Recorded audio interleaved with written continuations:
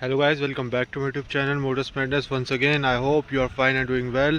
So भाई आज की वीडियो का टॉपिक है भाई, अगर तुम्हारे इंजन में से नॉइस आती है ना किसी भी तरह की, तो मैं बता सकता हूँ मतलब कि किस किस चीज़ की आ सकती है वो नॉइस। तो चलिए उसके बारे में बात कर लेते हैं। ठीक है भाई, जो हमारी बाइक का इंजन होता है ना, जिसमें कई सारे मूविंग पार्ट्स होते हैं हमारी बाइक के इंजन में। ठीक है, सो बेसिकली क्या होता है, जैसे तुम अपनी बाइक चला लेते हो 5 से 10 किलोमीटर्स, तो जब बाइक का इंजन हीट हो जाता है तो उसमें से कुछ एबनॉर्मल आवाज़ आने लगती है। ठीक है, या फिर कह लो कि बाइक थोड़ी हीट अप भी हो जाती है, तो ऐसे कुछ क्लिकिंग या टिकिंग नॉइज़ आती है, मतलब झरझर की आवाज़ या झुनझुन आता है इंजन।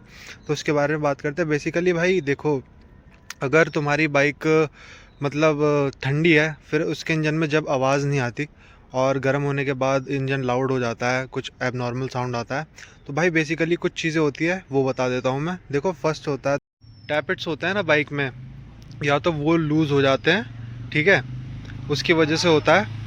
और झरझराने की देखो टिकिंग नॉइज़ होती है टैपेट्स की। ठीक है, तुम अपने टैपेट्स टाइट करवाओ, दिखवाओ, और करेक्ट मेजरमेंट से ही सेट करवाना उनको। ठीक है, पहली बात हो गई हमारी टैपेट्स की। दूसरी बात होती है भाई हमारी टाइमिंग चेन की। अंदर ना इंजन में टाइमिंग चेन होती है। ठीक है, सो कभी कभी होता है कि टाइमिंग चेन ढीली हो जाती है, या फिर चलते चलते देखो पार्ट्स होता है बाइक में, चलते चलते विद द टाइम पार्ट्स घिस जाते हैं, ख़राब हो जाता है थोड़ा, है ना। सो टाइमिंग चेन ढीली हो जाती है, घिस जाती है, तो ना वो ढीली पड़ जाती है, मतलब लेंथ में ना लंबी हो जाती है। तुम देखोगे एक नई टाइमिंग चेन को पुरानी टाइमिंग चेन से कंपेयर करोगे ना, तो नई टाइमिंग चेन की लेंथ कम होगी। ठीक है, जो पुरानी टाइमिंग चेन होगी उसकी लेंथ ज़्यादा होगी, तो ना ढीली हो जाती है। तो तुम अपनी टाइमिंग चेन भी चेक करवा सकते हो, अगर उसकी साउंड है तो उससे वो भी ठीक हो जाएगा। ठीक है, तीसरा पॉइंट है हमारा भाई, देखो अगर टाइमिंग चेन से नहीं आ रही, टैपेट से भी नहीं आ रही, तो भाई तीसरा पॉइंट ये होता है कि क्या पता तुम्हारी बाइक का इंजन ऑयल लेवल कम हो। ठीक है, सो वो तुम चेक कर सकते हो। यहाँ पे ऐसे इंडिकेटर दे रखा होता है। ठीक है, ये इंडिकेटर दे रखा होता है, ये होती है मिनिमम की लाइन, ये होती है मैक्सिमम की लाइन। ठीक है, तो अगर यहाँ पे ना मिनिमम पे इस वाली लाइन पे, ठीक है, तो आप अपना इंजन ऑयल रिफ़िल करो या फिर सर्विस करा लो पूरी अच्छी तरीके से। ठीक है, यहाँ पे इससे ज़्यादा मत डालना, ठीक है, वरना वो ओवर हो जाएगा।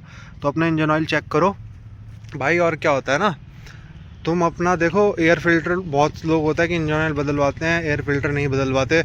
ठीक है, एयर फिल्टर भी टाइम टू टाइम बदलवाओ। और जो ऑयल फिल्टर है, देखो ऑयल फिल्टर का तो बहुत ज़्यादा मेन रोल है। जब हमारा ऑयल चलता है ना, तो ऑयल फिल्टर से फ़िल्टर होके ही इंजन तक पहुंचता है। अगर ऑयल फिल्टर ही ख़राब होगा, चोक होगा वो, ठीक है, तो ऑयल कैसे चढ़ेगा इंजन में, ठीक है, ऊपर तक।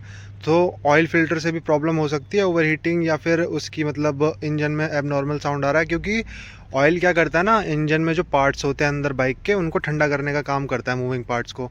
ठीक है, तो जब ऑयल फिल्टर ही ठीक नहीं होगा तो भाई ऑयल कैसे अपना काम करेगा अच्छे से। सो ऑयल फिल्टर भी आप एक बार चेक करवाओ अपना।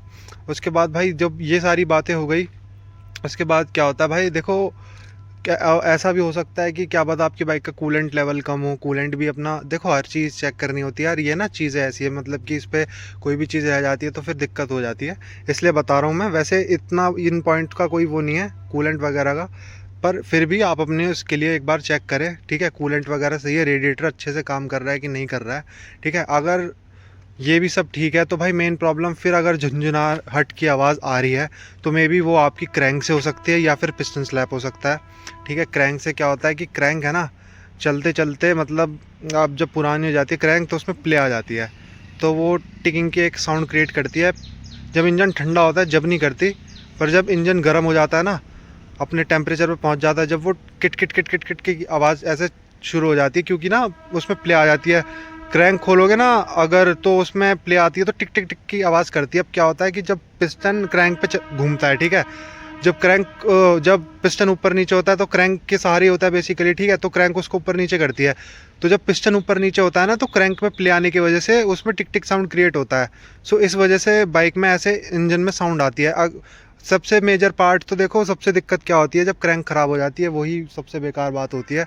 मे बी किसी की बाइक में ऐसी प्रॉब्लम ना आए, पर अगर तुम्हारी बाइक ज़्यादा चल चुकी है, मे बी 30 से 40 के बीच में चल चुकी है, तो यार एक बार क्रैंक चेक करवा लो। ठीक है, क्योंकि देखो यार हाई ड्राइविंग इंजन से होते हैं तो हम खींच के ही चलाते हैं, तो पार्ट जल्दी वियर तो हो ही जाते हैं।